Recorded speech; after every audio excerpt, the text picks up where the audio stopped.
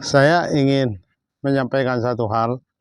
Saya baru menulis buku 1001 cara menulis dengan hati.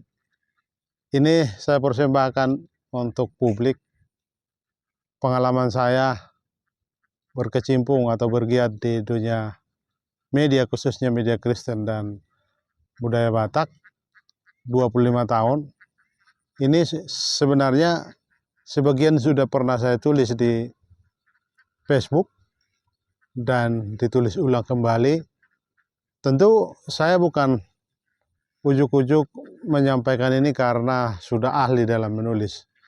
Saya juga masih belajar menulis, tapi saya sadar dengan kita melatih diri terus-menerus menulis, maka kita akan terus melihat perkembangan dari kita menulis.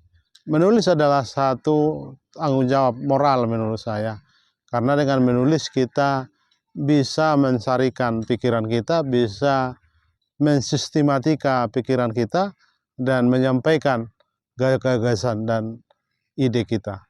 Saya kira dengan menulis kita menyampaikan apa yang kita bisa sampaikan.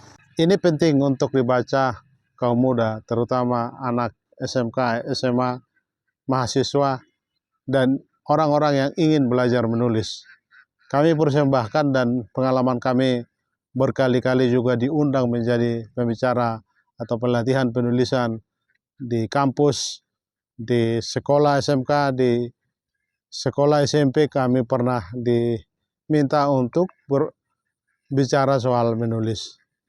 Ini tentu kami persembahkan dengan harapan agar publik atau orang yang ingin belajar menulis juga terus belajar menulis. Tentu banyak buku tentang belajar menulis. Kami sampaikan ini agar juga literasi kita makin kuat tentang bagaimana bangsa ini melek literasi, melek akan tulisan. Dengan tulisan kita bisa bersemangat untuk menyampaikan gagasan dan pikiran kita. Saya kira itu satu hal yang mau kita sampaikan.